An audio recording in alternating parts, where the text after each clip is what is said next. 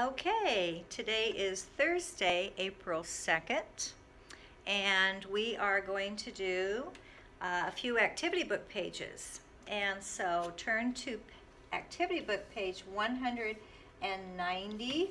We're going to be working with some adjectives, including those special ones, a, an, and the. So we're going to find and circle eight adjectives. So let's remember that number. There are 8 of them in the sentences below, and only 3 sentences, so there's a lot.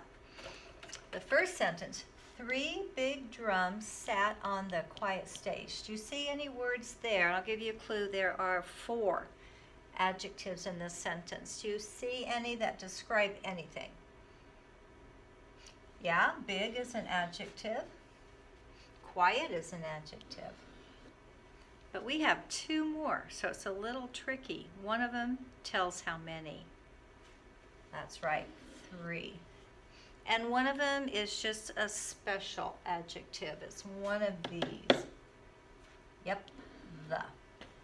3 big, the quiet.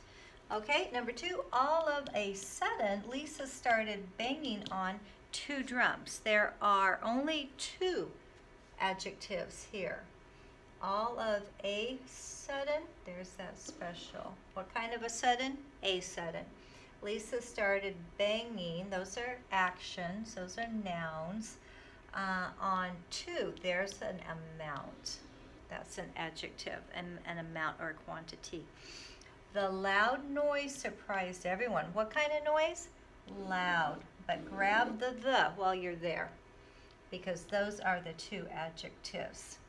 And those are the adjectives that you will put in these boxes. You're going to write them under the words that tell about what kind describes what kind. Big, quiet, loud. Those are kinds, right? What kind? Big, quiet, loud. You can stop this and write those if you want. Big, quiet, and loud.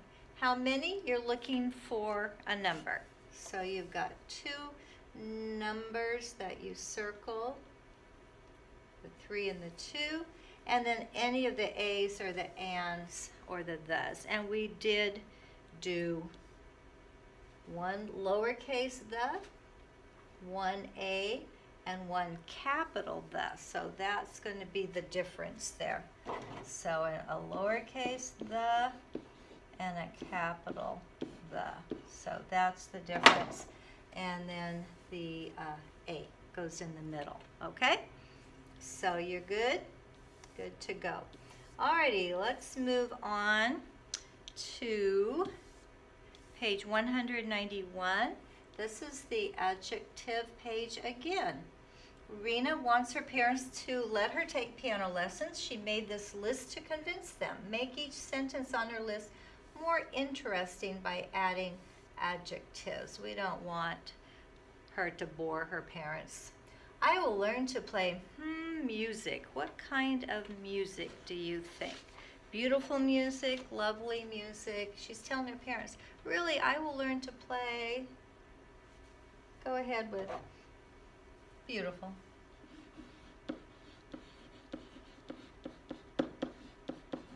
I will learn to play beautiful music. I will practice hours every day. Now, can't go too crazy here because you don't want to make false promises. I will practice many hours, maybe. I will practice 2. I'll practice 4. They do say hours, so it has to be more than 1. So you decide. If you want the word many, go ahead and write many. If you want 2, go ahead and write 2. If you want 3, go ahead and write 3. Anything else, you're on your own. Lessons will only cost dollars. Well, lessons can be very expensive, but she doesn't want to scare her parents off. So, what would be reasonable? Lessons will only cost, how about $10? That would be a great deal if she could find somebody. I can play piano at concerts.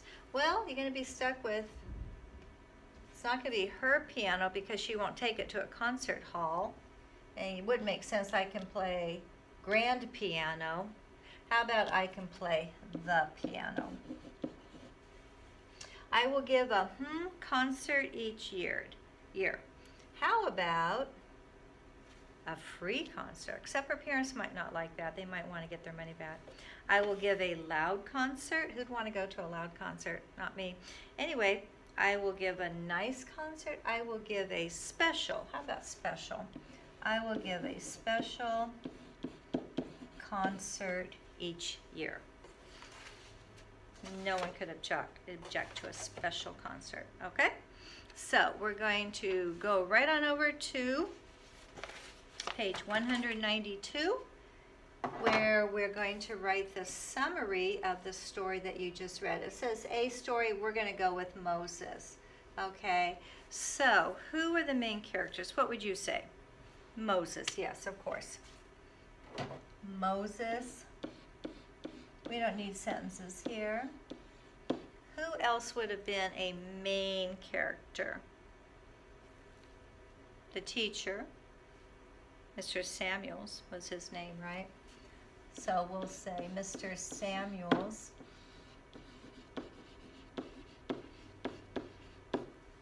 And Ms. Elwyn, definitely.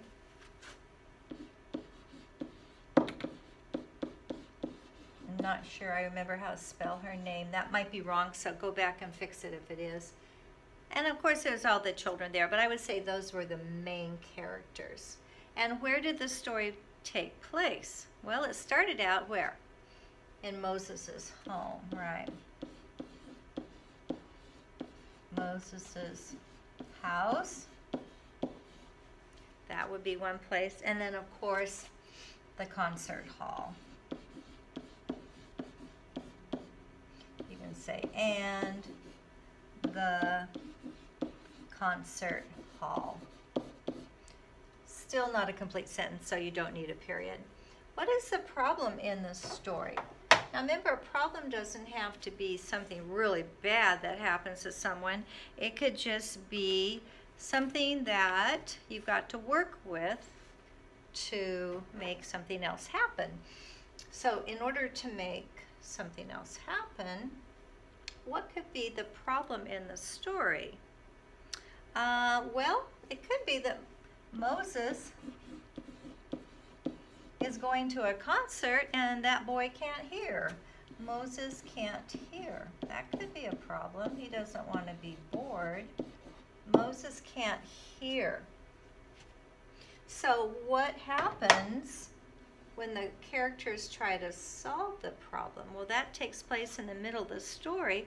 What do they do to solve that inability to be able to hear and yet to be able to enjoy the concert? Well, what did they get to hold? You're right, they held balloons on their laps. They held balloons. How is the problem solved?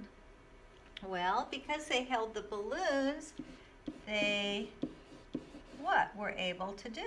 They could feel. Why don't you put parentheses around it? They could feel the music.